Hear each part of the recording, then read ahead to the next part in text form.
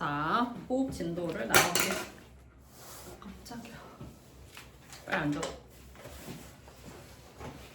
자, 원래 오늘 선생님 계획으로는 호흡하고 배설을 다 나갈 계획이었는데요. 네.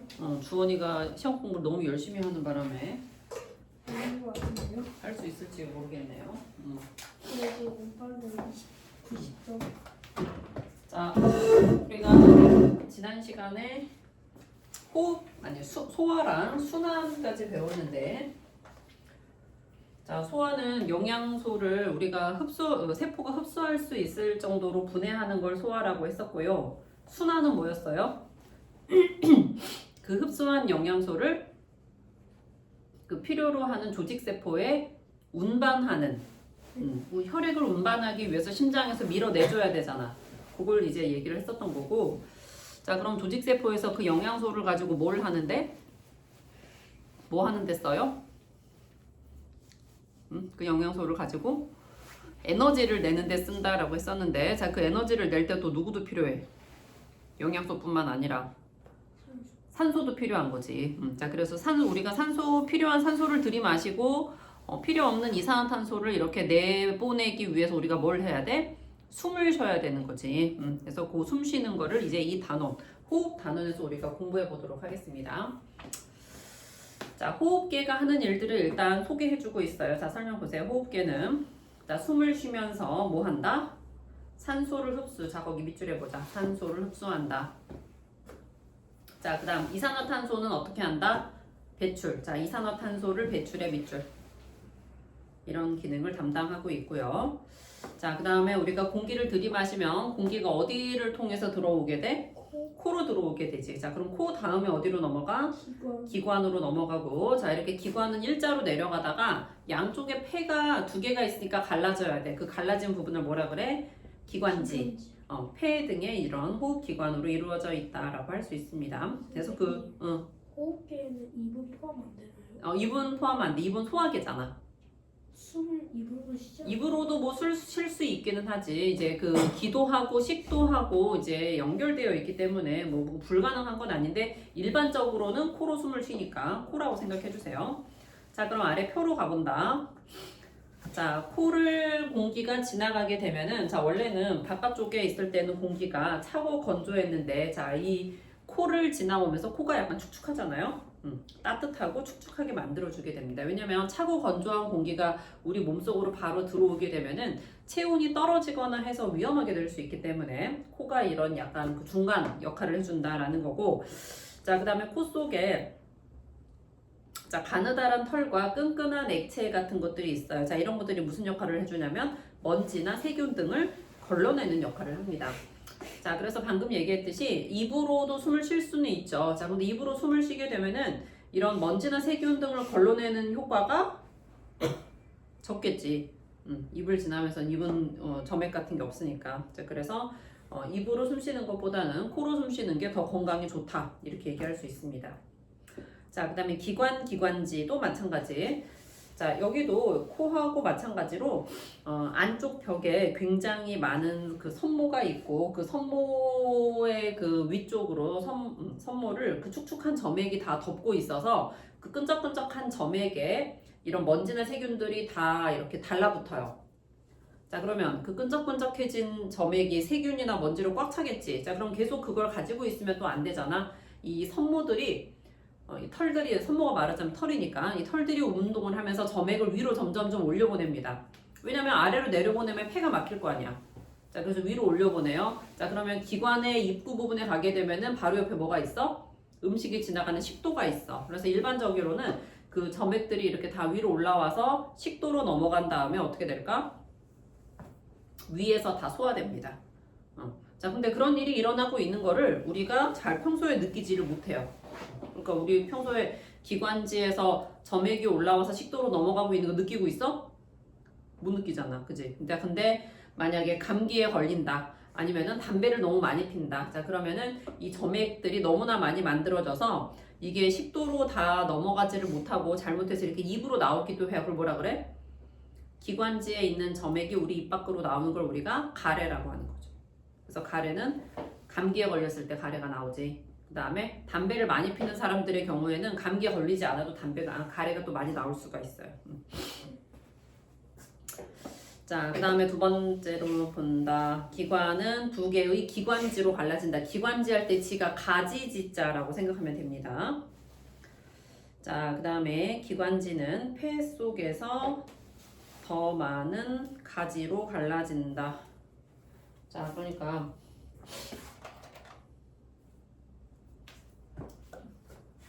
자, 이렇게 기관이 내려오다가 기관지가 이렇게 갈라지는 거지. 자, 그리고 나서 이 기관지가 계속해서 더 가지를 이렇게 뻗어요. 자, 가지를 점점점 뻗게 되는데 이걸 우리가 뭐라고 부르냐면 세기관지, 뭐 모세기관지 이렇게 부르게 되고, 세는 무슨 뜻일까? 세기관지 할 때 세가 무슨 뜻일까? 모세혈관 할 때 세겠죠. 모세혈관 할 때 세가 무슨 뜻이었어? 배웠잖아 지난주에. 모세혈관 할 때 세가 가늘다라는 뜻이랬잖아. 자, 이 기관지가 굉장히 가늘어지기 때문에 이런 일이 붙어졌고, 자, 가장 끝에 있는 가장 가느다란 기관지는 끝이 이런 식으로 부풀어 올라 있어요. 자, 이 부풀어 올라 있는 부분을 우리가 뭐라고 부르냐면 폐포라고 부르는 거고, 자, 이 폐포에서 바로 기체교환이 일어나게 됩니다. 이렇게 모세혈관으로 둘러싸여져 있어요. 이게 뭐라고? 여기로 뭐가 들어가? 여기로 뭐가 들어가? 여기로 공기가 들어가겠지. 여기가 바로 모세기관지예요. 근데 모세기관지의 끝이 이렇게 부풀어 올라 있다는 거야. 그럼 공기가 이렇게 들어왔다가 나갔다가 하는 거야. 자, 그럼 이렇게 공기가 들어왔다 나갔다 하면서 요 바깥쪽에 있는 모세혈관하고 기체교환을 하게 되는데, 자, 요 혈관은 자, 우리 혈관의 이름을 정할 때 심장에서 나가냐 들어오냐로 정한다 그랬잖아. 자, 그럼 심장을 기준으로 했을 때, 자, 이 혈관은 심장에서 나온 거지. 자, 나온 거면은 이거 동맥이야, 정맥이야? 심장에서 나온 거면 동맥이야, 정맥이야? 동맥이야, 정맥이야? 방금 시험도 봤는데, 맞은 거 다 뽀록이지. 심장에서 나오면 동맥이야, 정맥이야? 동맥! 자, 그래서 이 혈관 이름이 폐동맥이에요. 자, 폐동맥에는 산소가 많아, 이산화탄소가 많아?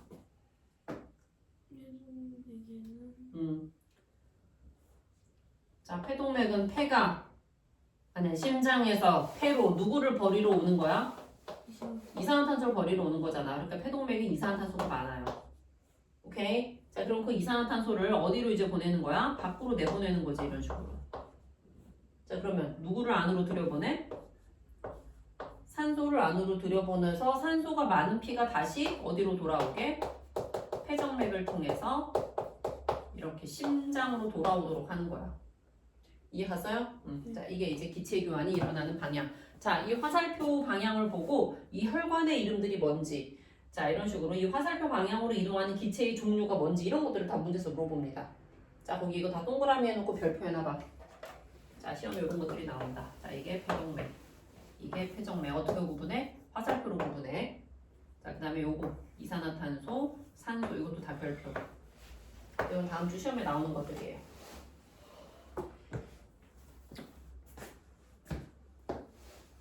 자, 별표 했니? 자, 이제 폐 설명으로 가보겠습니다. 자, 폐는 우리 지난 시간에 배운 심장은 우리 몸에 몇 개가 있어요? 한 개밖에 없죠. 그래서 문제가 생기면 큰일 나는데, 폐는 몇 개가 있어? 두 개가 있어. 가슴 속에 좌우 한 개씩 있다. 그래서 한쪽 폐가 완전히 망가진다고 해서 죽거나 하진 않아요. 나머지 한쪽 폐로 또 살아갈 수가 있습니다. 힘들지 않아요? 근데 이제 대신에 뭐 이렇게 엄청 그 격렬한 운동을 못 하긴 하겠지. 산소 교환이 아무래도 기체 교환이 충분하진 않으니까. 근데 일상생활 하는 데는 큰 문제가 없습니다. 자, 그 다음에 폐가, 자, 그 가슴 안에 들어있는데, 자, 어떤 공간 안에 들어있어요. 자, 그 가슴에 있는 공간이다라고 해서 흉곽이라고 부르는데, 흉곽 찾았어? 흉곽 동그라미 해보고, 자, 흉곽이 누구와 누구로 둘러싸여져 있대?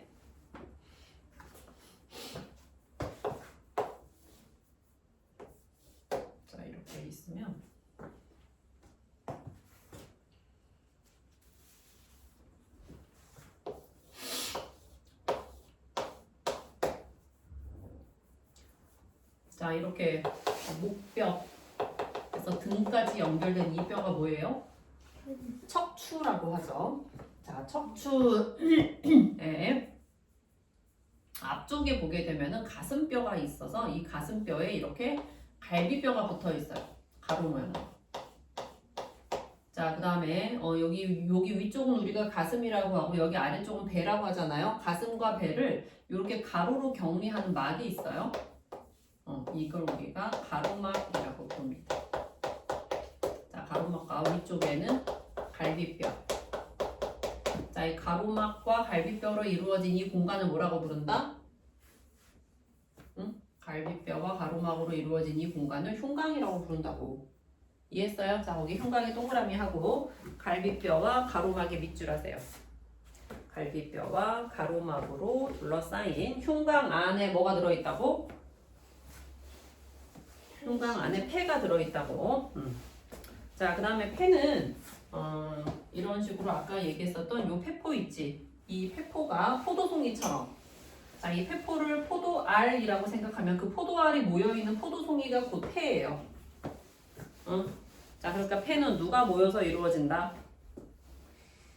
폐는 폐포가 모여서 이루어진다 라고 생각하면 되겠고, 자, 그 다음에 이 폐포 하나하나가 다 아까 누구로 둘러싸여져 있다고 그랬어? 모세혈관으로 둘러싸여져 있어. 그러니까 포도를 전체적으로 둘러싸는 것보다 포도알 하나하나를 둘러싸게 되면은 그만큼 그 혈관과 접촉하는 표면적이 어떻게 되는 거예요? 표면적이 엄청나게 넓어지는 거지.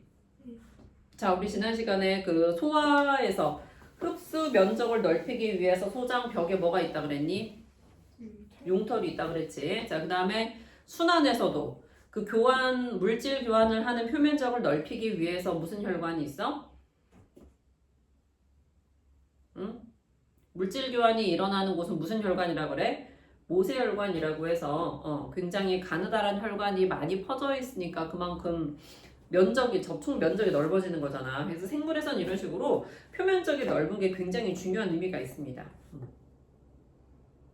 자, 그게 그 폐의 세 번째 설명에 있죠. 수많은 폐포로 이루어져 있어서 공기와 닿는 어떻다? 표면적이 매우 넓다. 이 밑줄. 자, 거기 그 조그만 글씨 써 있는 거 봐봐. 폐에 폐포가 몇 개 정도 있대? 폐에 폐포가 몇 개 정도 있대? 3억 개 정도 있다고 하잖아. 오케이? 자, 이렇게 표면적이 매우 넓기 때문에 기체 교환이 어떻다? 기체 교환이 효율적으로 일어날 수 있습니다. 자, 그 다음에 폐포로 가보자. 여기 폐포. 자, 폐포는 이렇게 기체 교환이 일어나는 작은 공기 주머니. 폐포, 자, 우리 공기방울을 두 글자로 뭐라 그래요? 공기방울을 두 글자로 기포라고 하잖아. 기가 공기, 포가 방울이에요. 자, 그러니까 폐포할 때도 폐를 구성하고 있는 어때? 방울처럼 생겼잖아. 폐를 구성하고 있는 방울이다 라고 해서 폐포라는 용어를 쓰고 있습니다. 자, 아까도 얘기했듯이 자, 폐포는 표면이 다 모세혈관으로 둘러싸여져 있기 때문에 여기에서 뭐가 일어난다라고 생각하라고? 여기에서 기체 교환이 일어난다라고 생각하면 됩니다. 자, 그리고 그 그림에서 화살표 봤지? 폐포 쪽으로 나오는 것은 이산화탄소, 모세혈관 쪽으로 들어가는 것은 산소이다 라고 기체의 종류 구분할 수 있어야 돼요. 다음 페이지. 자, 이제 들숨과 날숨으로 가본다. 자, 들숨은 어떤 숨을 우리가 들숨이라고 그래? 들숨은 들이마시는 숨. 자, 다시 말하면 들숨은 뭐랑 똑같다라고 생각하면 될까? 우리가 들이마시는 거니까 공기랑 똑같은 거예요. 자, 날숨은 내보내는 숨이죠. 자, 내보내는 숨이니까 자, 기체 교환을 한 결과물이 나가게 되는 거야. 자, 그래서 날숨은 아까 들이마셨던 공기에다가 뭐가 추가되는 거예요? 이산화탄소가 추가되는 거예요. 산소는 우리 몸에서 흡수했지. 산소는 빼고. 오케이? 자, 들숨과 날숨에 이렇게 성분이 차이가 난다라고 생각하면 되겠고, 자, 거기 설명 본다. 들숨은 들이쉬는 숨, 날숨은 내쉬는 숨이다. 이거는 밑줄 안 쳐놔도 다 알겠지? 자, 자, 들숨과 날숨의 성분. 자, 날숨의 동그라미 해봐. 날숨은 어떻다? 아까 내쉬는 숨이잖아. 그럼 뭐가 많아지고 이산화탄소가 많아지고 산소는 그만큼 적어지게 됩니다. 자, 날숨의 동그라미 하고 산소는 적고 밑줄. 이산화탄소는 많다. 여기 밑줄합니다. 자, 그 이유는 우리 몸 안에서 산소를 흡수하고 이산화탄소를 내보내기 때문인데요. 자, 근데 이 문장을 조금 잘못 해석하는 경우들이 있을 수 있는데 뭐냐면은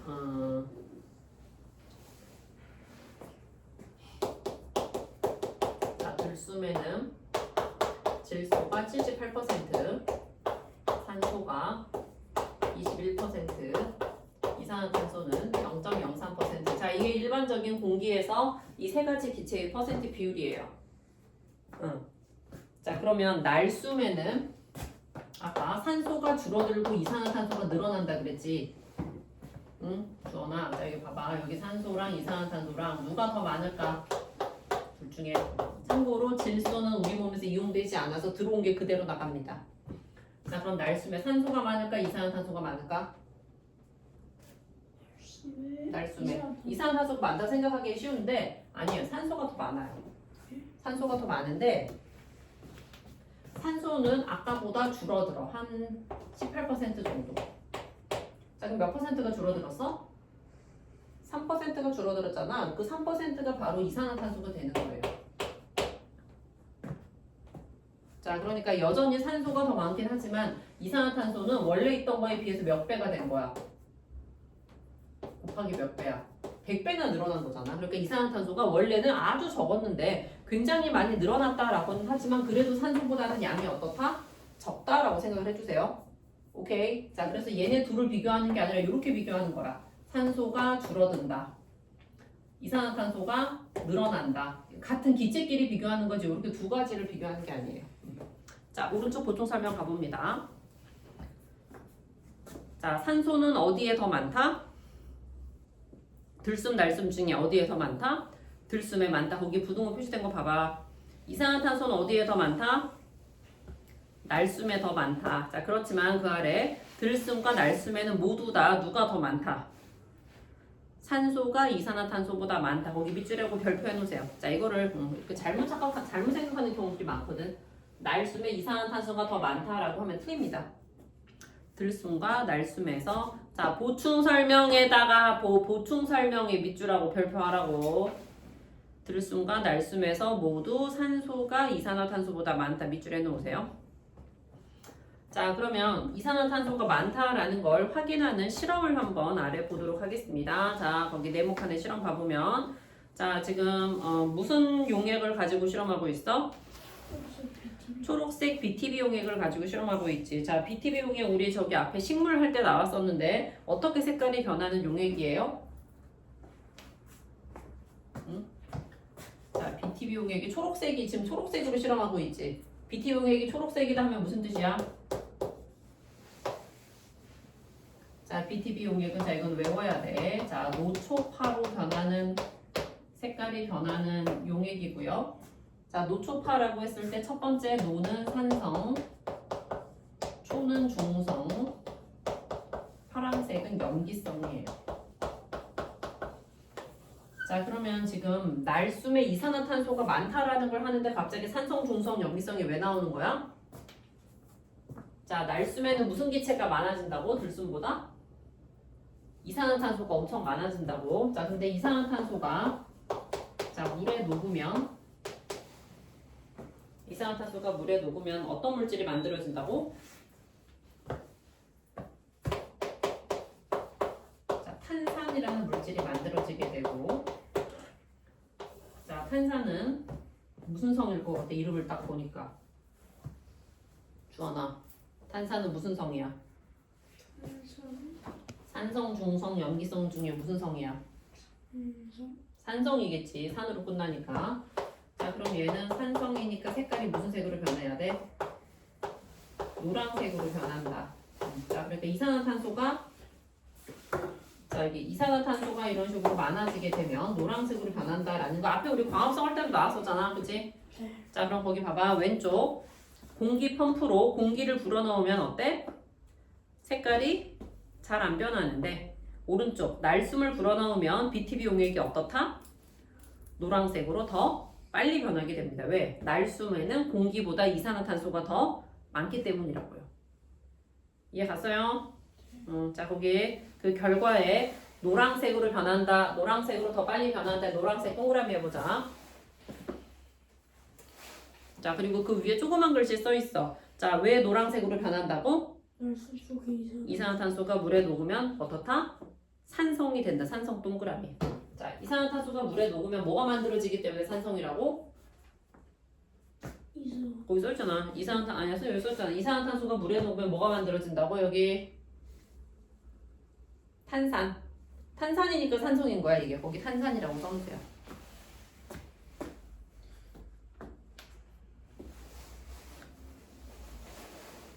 자, 그러면 다음 호흡 운동으로 가본다.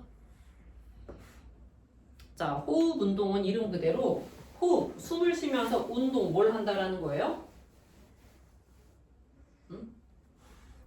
호흡 운동이니까 뭘 한다라는 거예요? 움직인다라는 거야. 자, 그럼 뭐가 움직이느냐라는 건데, 자, 이렇게 우리가 숨을 들이쉬고 내쉬고 하려면 이렇게 뭘 해야 돼? 얘들아, 숨을 들이쉬고 내쉬려면 폐가 공기를 이렇게 들어오게 하려면 폐가 어떻게 돼야 돼? 늘어나야지. 공기가 빠져나가면 폐가 어떻게 돼야 돼? 줄어들어야 돼. 그래서 이런 식으로 폐가 늘어났다 줄어들었다 해야 되는데, 자, 문제는 폐는 근육으로 되어 있는 기관이 아니에요. 폐는 온통 다 뭐밖에 없어?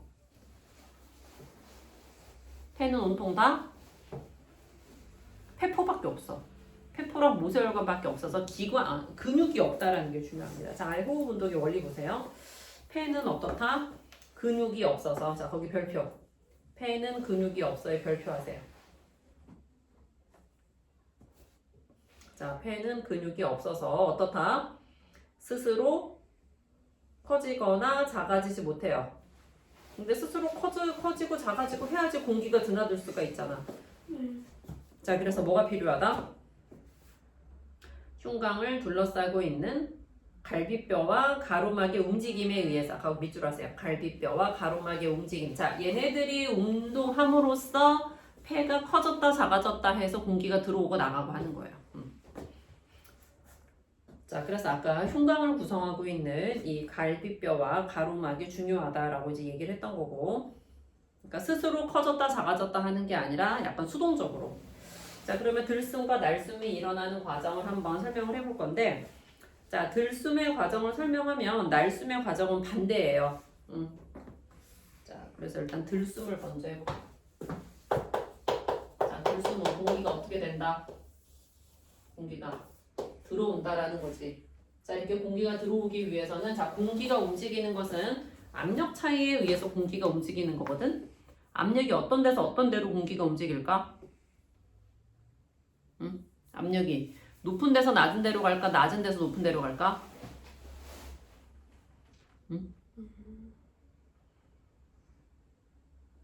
너 졸리지? 눈이 감기고 있는데! 빨리 압력이 높은 데서 낮은 데로 가? 낮은 데서 높은 데로 가? 높은 데서 낮은 데로 가겠지. 자, 그러면 이렇게 높은 데서 낮은 데로 가야 되는데, 사실 바깥쪽에 있는 공기가 압력이 높아질 수는 없어. 왜? 이건 뭐니까? 대기압이니까. 자, 그러면 밖에 압력이 높아진 게 아니라면 뭐가 변했다라는 얘기예요? 안쪽에 압력이 작아졌다라는 얘기예요. 자, 그럼 안쪽에 압력이 이렇게 작아진 이유는 왜 그러냐면, 압력이 작아진 이유는 부피가 어떻게 됐기 때문에. 주원아, 압력이랑 부피랑 무슨 관계야? 압력이랑 부피랑. 이런 거 무슨 법칙이라고 해? 중학교 1학년 그 과학에서 우리가 다 배웠는데.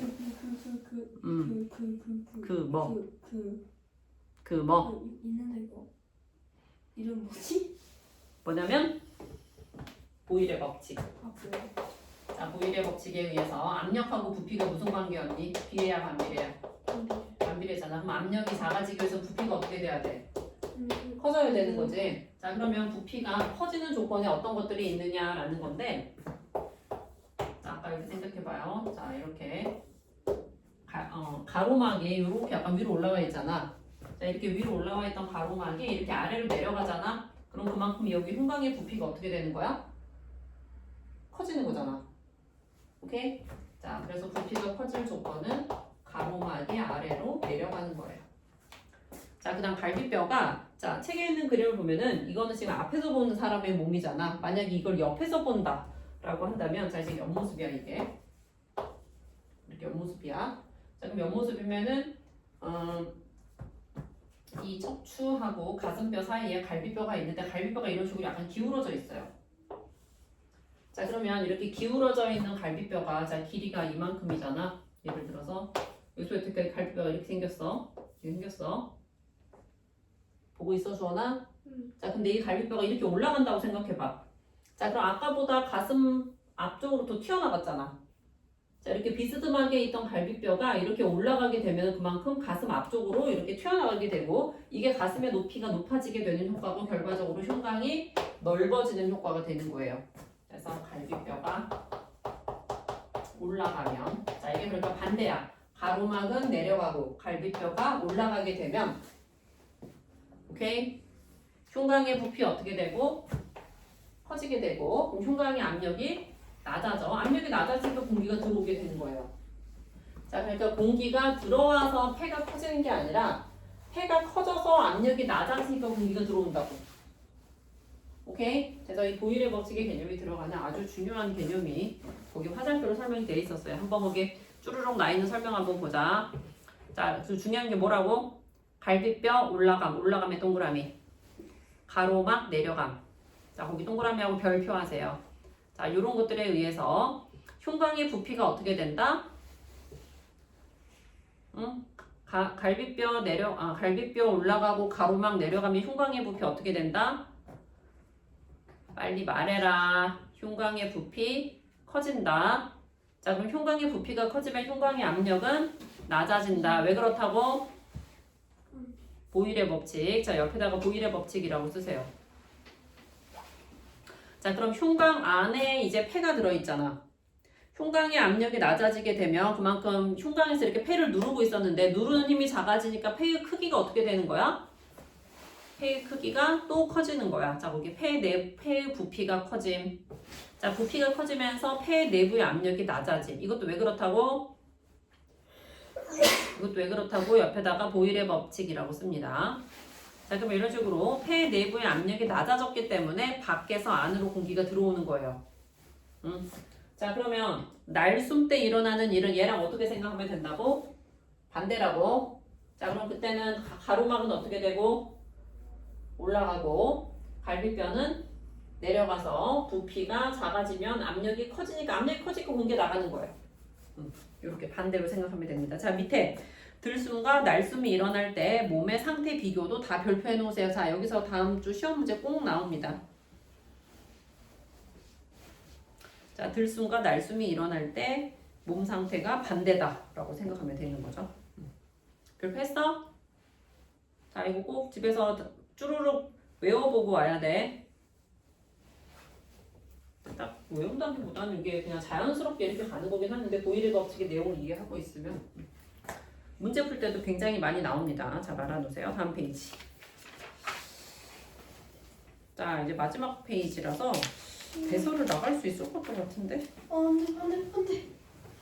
그래서 얼마나 자, 기체 교환 가보겠습니다. 자, 지금 기체 교환이 어디서 일어난다고? 기체 교환이 어디서 일어난다고? 폐를 구성하고 있는 폐포하고 폐포를 둘러싸는 누구 사이에? 폐포를 둘러싸는 모세혈관 사이에. 오케이? 자, 여기 기체 교환이 일어나게 되는데, 자, 그럼 기체 교환이 일어날 때 이렇게 봐봐. 이산화탄소가 나가고 산소가 들어오잖아. 그럼 이거를 어떻게 자동적으로 조절하냐라는 거야. 이산화탄소 왜 밖으로 나갈까?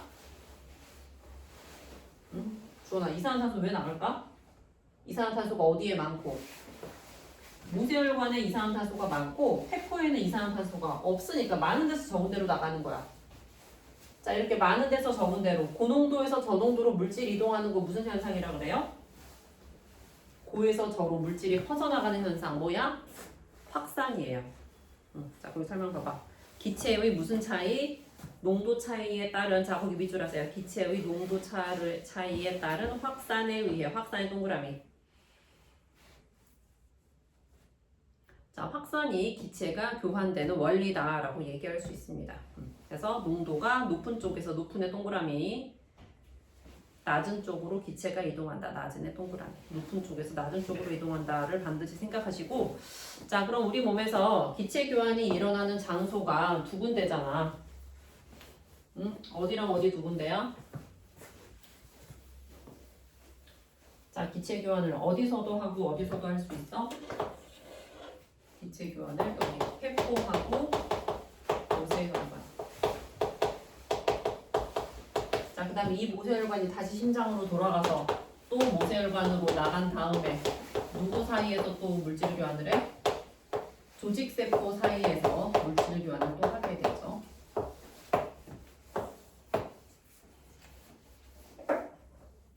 자, 그러면 산소는 페퍼에 많아, 모세혈관에 많아? 주원아. 산소는 페퍼에 많아, 모세혈관에 많아? 페퍼에 많겠지. 신선한 공기가 들어와 있는 거니까. 다 산소는 여기에 많아. 자, 그럼 이산화탄소는 어디에 많아? 그 뭐세요? 온몸 순환을 돌고 와서 여기에 많아. 자, 그래서 산소는 페퍼에서 모세혈관 쪽으로 들어가는 거고요. 이산화탄소는 모세혈관에서 페퍼 쪽으로 나가는 거예요. 오케이? 자, 그러면 이렇게 기체 교환을 해서 얘가 이제 다시 여기까지 오는 거잖아. 자, 산소는 어디에 더 많아?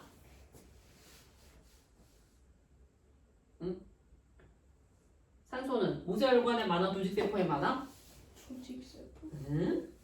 여기서 산소를 가지고 그 피가 여기로 간다고 그랬잖아. 여기에 산소가 많아. 조직세포는 왜 산소가 적어? 조직세포에서는 계속해서 뭘 하면서? 계속해서 에너지를 내면서 산소를 쓰고 있잖아. 오케이? 자, 그럼 그렇게 에너지를 내면서 산소를 쓰고 이산화탄소는 어때? 만들어내지. 그래서 조직세포 이산화탄소 많은 거야. 자, 그러면 이 모세혈관은 산소를 가지고 지금 온 거니까 이산화탄소 적겠네. 자, 그래서 이렇게 만들어줘. 자, 그래서 여기 폐에서 일어나는 기체 교환과 조직세포에서 일어나는 기체 교환의 방향. 자, 모든 이런 산소나 이산화탄소 같은 기체 교환의 원리는 다 확산이에요. 무조건 많은 데서 적은 데로 간다라고 생각하면 됩니다. 자, 그러니까 페퍼는 신선한 공기니까 산소가 많지. 조직세포에서는 에너지를 내면서 이산화탄소가 생겨가지고 이산화탄소가 많지. 이런 것들을 이제 기본적으로 생각하면 그렇게 어려운 내용은 없습니다. 자, 그러면 거기 기체 교환 결과 봐봐. 폐에서의 기체 교환 결과는 어떻다? 혈액에 산소가 많아지고 이산화탄소가 적어지게 됩니다. 자, 그래서 무슨 혈이 무슨 혈로 바뀐다? 산소가 많아지는 거니까 원래는 뭐였는데? 정맥혈이었는데 동맥혈로 바뀌는 거야. 오케이? 자, 그럼 반대로 조직세포에서는 원래는 동맥혈이 갔는데 산소를 거기다 내려놓는 거잖아. 그러면 정맥혈로 바뀌게 된다라고 얘기할 수 있겠죠. 자, 그러면 끝났고 209페이지로 가서 정신 차려라.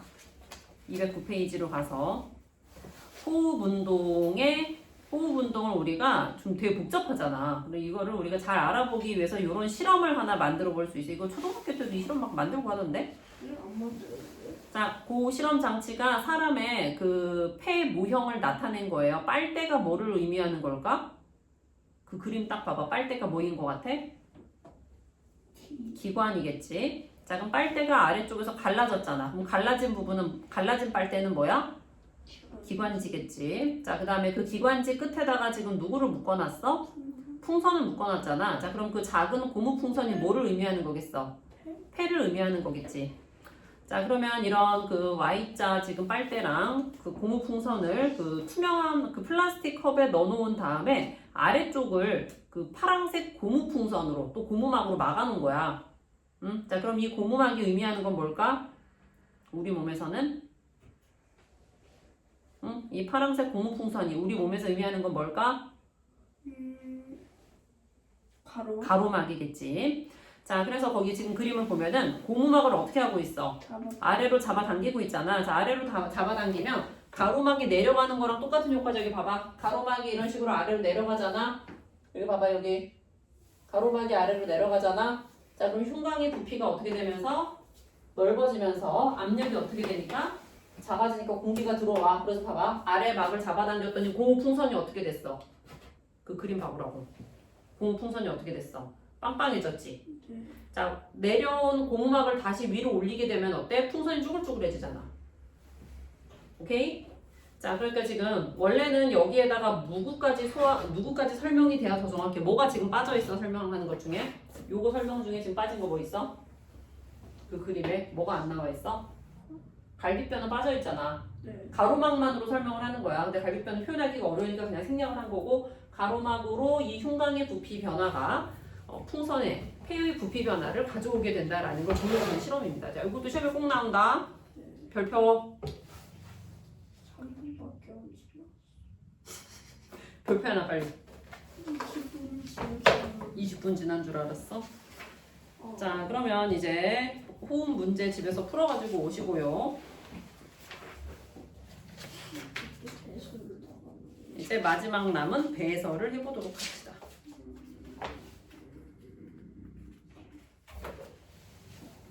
자, 배설은 214페이지. 자, 뭐를 내보내는 거를 배설이라고 그래? 응? 주원아? 대답. 자, 뭘 내보내는 게 배설이야? 노폐물을 내보내는 거야. 자, 그러면 노폐물이 어떤 것들이 있는데? 자, 노폐물이 왜 생기는데?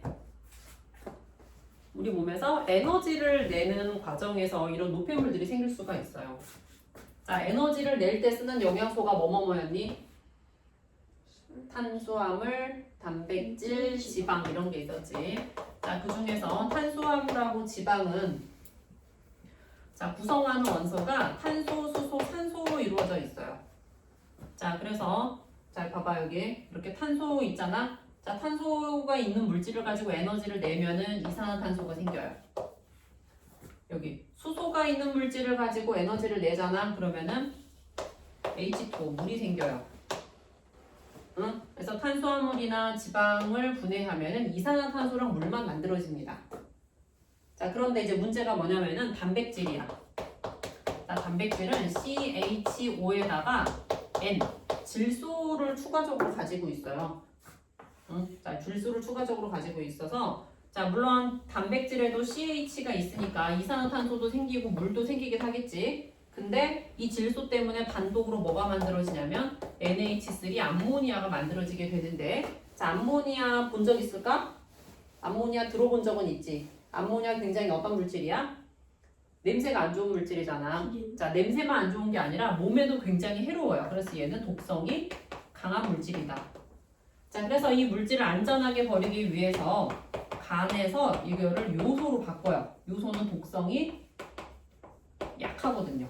근데 독성이 약해도 아예 없진 않으니까 얘를 밖으로 버려야 돼. 자, 요소를 밖으로 버리는 형태가 바로 뭐냐면 오줌이고, 자, 이 오줌을 만들어내는 곳이 어디예요? 콩팥이에요. 자, 그래서 콩팥에서 이 요소라고 하는 노폐물을 안전하게 버리는 과정, 오줌이 만들어지는 과정이 이 단원에서 우리가 공부할 내용입니다. 자, 이 페이지에서는 거기 표가 중요한 내용이겠지. 이산화탄소는 어떻게 밖으로 버리면 돼? 주원아, 이산화탄소 밖으로 어떻게 버리면 돼?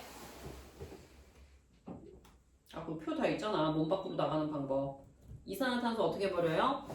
폐에서 날숨으로 나간다. 날숨의 동그라미. 자, 물은 어떻게 버려요? 물도 폐에서 날숨으로 나가자. 자기가 어떻게 알 수 있어? 우리 입김 불어보면 알 수 있지. 날씨가 추워지면 우리 입에서 김 나오잖아. 김이 바로 무슨 물질이에요?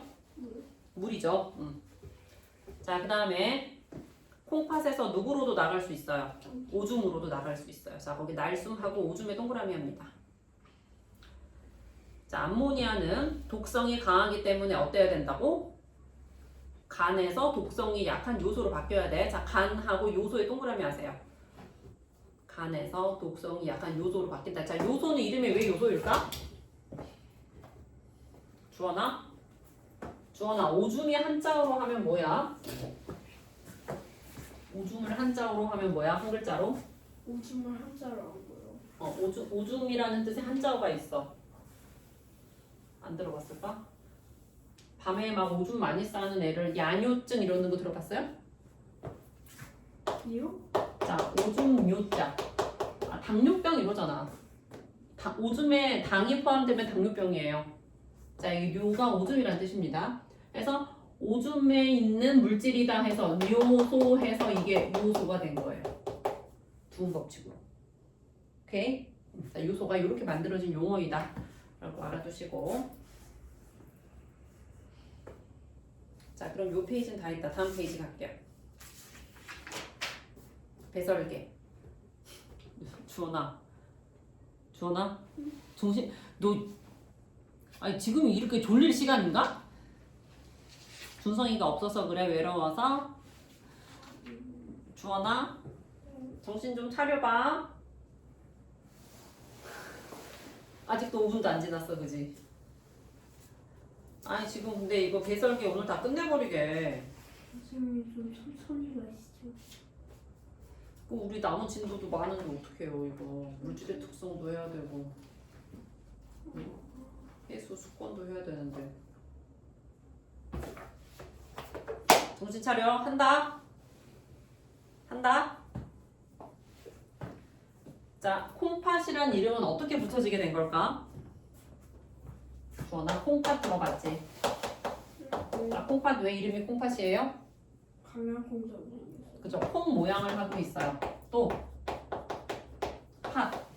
팥은 뭐야? 팥처럼 생겼어요? 팥 색깔을 하고 있어요. 아니, 강낭콩처럼 생겼다며. 강양콩. 강낭콩처럼 생겼는데 팥 색깔을 하고 있어서 이름을 콩팥이라고 하는데, 자, 이렇게 생긴 거지. 자, 이렇게 세 부분으로 되어 있고요. 자, 가장 밖에 있는 부분을 겉질, 안에 있으면 속질. 자, 더 안쪽에서 이제 오줌이 모이는 깔때기 같은 역할을 한다라고 해서 콩팥 깔때기. 자, 이렇게 세 부분으로 되어 있고, 자, 우리 몸에서 콩팥이 하는 역할은 정수기의 역할하고 비슷하다고 생각하면 돼. 정수기가 무슨 역할을 해주니? 주원아, 정수기가 무슨 역할을 해줘? 정수기가 물에 있는 안 좋은 물질들을 어떻게 해? 걸러서 버려. 자, 그럼 깨끗한 피를 우리 몸으로 다시 돌려보내주는 거예요. 오케이? 자, 그러면 이렇게 노폐물을, 이게 지금 노폐물이야. 요소 같은 노폐물을 운반해주는 게 또 누구야? 응? 물질을 운반해주는 게 누구야? 혈액이잖아. 자, 그래서 이 콩팥도 당연히 혈관하고 연결이 되어 있어요. 자, 그럼 이 혈관은 동맥일까 정맥일까? 주원아, 여기 봐봐, 그림 봐봐. 이 혈관 동맥일까 정맥일까? 아까 동맥 정맥 어떻게 정한다고 했어? 심장에서 이거 나간 거잖아. 심장에서 나가면 동맥이야 정맥이야? 동맥이지. 자, 그래서 이 혈관 이름 콩팥 동맥이에요. 자, 그러면 요소가 걸러져서 지금 오줌으로 나가는 거고요. 자, 다시 깨끗한 혈액이 우리 몸으로 돌아가는 거예요. 자, 그러면 이 깨끗한 혈액이 흐르는 혈관 이름은 뭐겠어? 콩팥 정맥이 되겠습니다. 자, 이런 식으로 콩팥이랑 혈관이랑 연결이 되어 있다라는 거 화살표를 가지고 이렇게 구분을 하면 되겠고, 자, 거기 그림 봐봐. 자, 콩팥도 우리 몸에 몇 개가 있어요? 2개가 있어요. 그래서 아까 폐하고 마찬가지로 콩팥도 하나가 망가져도 나머지 하나를 가지고 정상적으로 살아갈 수 있습니다. 자, 그럼 콩팥에서 이렇게 오줌을 만들어가지고 거기 그 그림 봐봐. 배설계 그림을 보면은 콩팥에서 만들어진 오줌이 여기 안에 저장되는 공간이 되게 적어요. 자, 그래서 밖에 오줌을 저장하는 공간 이름이 뭐예요? 우리 오줌이 나오기 직전까지 저장되어 있는 곳이 뭐야? 이름이? 방광이잖아. 거기 그림 봐봐. 콩팥과 방광을 연결하는 관 이름은 뭐예요? 오줌관이야. 그래, 오줌이 지나가는 관이니까 이름이 오줌관이겠지. 그래서 방광에서 차 있다가 요도로 밖으로 빠져나가게 됩니다. 자, 두 번째 그림 콩팥을 단면 그린 거 선생님 여기다 그린 거 요거예요. 겉질, 속질, 콩팥 깔때기. 자, 3단계로 이루어져 있다. 자, 여기 콩팥으로 들어가는 혈관은 심장에서 나온 혈관이기 때문에 콩팥 동맥이다. 나오는 게 콩팥 정맥이다. 그거 구분할 수 있어야 되겠고요. 자, 그 다음에 이 콩팥에 이제 오줌을 만드는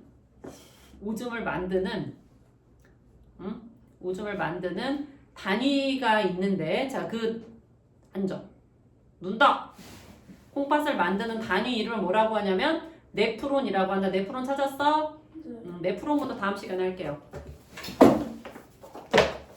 정신 차려. 자, 숙제는 거기에 215쪽까지 풀어가지고 오세요. 호흡 다 풀고 215쪽까지 노폐물의 생성과 배설을 해가지고 오세요. 또 한꺼번에 하면 너무 많으니까. 됐지? 뒤에 배설도 뒤에 핵심 문제 좀 풀어요. 배설도 핵심 문제는 그러면은 4번까지 풀 수 있어요. 아니다. 거기 220쪽 6번까지 다 풀 수 있겠다. 쌤 지금 다 알려줬잖아. 220쪽까지 풀어오세요. 할 수 있겠지? 7번도 할 수 있잖아. 7번도 할 수 있으면 하고. 7번도 할 수 있어. 맞아. 7번까지 할 수 있어. 자, 내일은 이제 요거 끝나고 물질의 특성 다음 주에는 들어가 보도록 하겠습니다. 됐죠? 네. 다음 주에 보자. 준성이도. 네.